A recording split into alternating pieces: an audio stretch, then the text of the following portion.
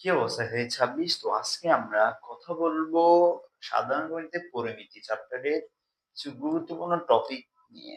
এই গুরুত্বপূর্ণ টপিক গুলো তুমি যদি ভালো করে কমপ্লিট করো, তাহলে আসন্ন বোর্ড পরীক্ষায় তুমি যে বোর্ডের হও না কেন, এমনকি তুমি যদি মাদ্রাসা বোর্ডের স্টুডেন্ট হয়ে থাকো, তুমি যদি এই ১০ টা টাইপের কোয়েশ্চেন যদি ভালো করে সলভ করো, আমি 100 এ 100% সিউর কোয়েশ্চেন পেয়ে যাবা।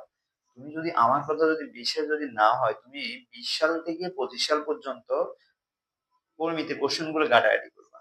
এই টাইপের কোয়েশ্চেন গুলো ছাড়া যদি অন্য কোনো কোয়েশ্চেন যদি পাও, তাহলে এগুলো তুমি নিজ দায়িত্ব করে নিবে। কিন্তু আমি দেখছি যে এখানে যে ১০ টা টাইপ আমি লিখছি, এই ১০ টা টাইপের বাইরে কোনো কোয়েশ্চেনই হয়নি। মোট কথা বলতে গেলে এগুলাই তুমি অর্থাৎ এই টাইপের কোয়েশ্চেন গুলো খুঁজে, খুঁজে তুমি সলভ করবা। বেশি, বেশি করে সলভ করবা, তাহলে তুমি এই অধ্যায় থেকে তুমি একবার টেনশন মুক্ত থাকতে পারবে।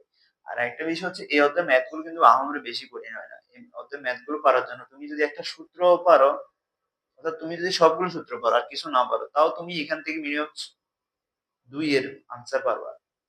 শুধু সূত্র পারলে। কারণ এখানে পোলাপাইনে মনে করে কঠিন হবে এই কারণে পড়ে কম। এই কারণে স্যাররা এখানে বেশি কঠিন করে না। যেমন রসায়নের একাদশ অধ্যায় জৈব যৌগতে কোশ্চেন বেশি কিন্তু কঠিন হয় না। কিন্তু স্টুডেন্টরা কি করে ভয় পেয়ে এগুলো পড়ে না। বাস আমরা দেখি কি, কি কোশ্চেন টাইপ হয়। একটা হচ্ছে ১ম দিছি যেটা সেটা হচ্ছে আয়তাকারে সামান্তরিকের কর্ণের দৈর্ঘ্য। তোমাকে সামান্তরিকের উম বাহুর দৈর্ঘ্যগুলো দেওয়া থাকবে, আরেকটা কর্ণ দিবে আর বলবে যে একটা এই কর্ণের দৈর্ঘ্য নির্ণয় করো। এরপর হচ্ছে সিলিন্ডারের সমগ্রতলের ক্ষেত্রফল। তুমি কোশ্চেন সবকিছু দেওয়া থাকবে তোমার। তুমি জাস্ট সূত্র লিখবে আর আনসার লিখবে। এটা ঘ ৪ মার্কের জন্য আসে এটা। এরপর হচ্ছে সমবাহু ত্রিভুজের বাহুর দৈর্ঘ্য। একটা কোশ্চেন আছে না, সমবাহু ত্রিভুজের বাহুর দৈর্ঘ্য ৪ মিটার বাড়ালে বা ২ মিটার বাড়ালে বর্গ ক্ষেত্রফলটা আরো এত মিটার বেড়ে যায়। তখন এক্ষেত্রে বাহুর দৈর্ঘ্য এবং পরিসীমা নির্ণয় এই সংক্রান্ত ম্যাথ এটা করবা। এরপর হচ্ছে লোহার পাইপের ভিতর এবং বাইরের ব্যাস দেওয়া থাকে এরকম একটা কোশ্চেন আছে। তো ওইটার ক্ষেত্রে লোহার পাইপের ওজন বা এটার উচ্চতা নির্ণয় এ ধরনের কোশ্চেন।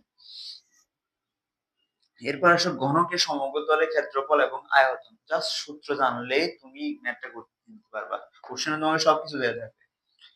তারপর হচ্ছে ঢাকনা সহ কাঠের বাক্সের বাইরের মাপ এবং ভিতরের মাপ যথাক্রমে দেওয়া থাকবে এবং এই ক্ষেত্রে তোমাকে কাঠের পুরুত্বটা বের করতে হবে। এখানে কাঠটা কতটুকু মোটা বা চিকন। রম্বসের কর্ণের দৈর্ঘ্য এবং ক্ষেত্রফল নির্ণয়। এরপর হচ্ছে সমদ্বিবাহু ত্রিভুজের ক্ষেত্রফল সংক্রান্ত ম্যাথ, এরপর হচ্ছে ঘনক আকৃতি সংক্রান্ত, এরপর হচ্ছে আয়তাকার বাগানের দৈর্ঘ্য প্রস্থের ক্ষেত্রফল নির্ণয়, তারপর হচ্ছে বাগান চারপাশে যদি বাগান এই গাছ লাগানো হয় সেক্ষেত্রে কি কন্ডিশন, রাস্তা যদি থাকে কি কন্ডিশন, এই ধরনের ম্যাথ গুলো দিবা। তো আশা করা যায় ১০ টা টাইপের কোশ্চেন ভালোভাবে কমপ্লিট করলে এখান থেকে তুমি ১০০ তে ১০০% কমন পাবা। তো ভালো করে পড়াশোনা করো, এগুলো সলভ করো। আশা করি ভালো কিছু তুমি পাবে এখান থেকে।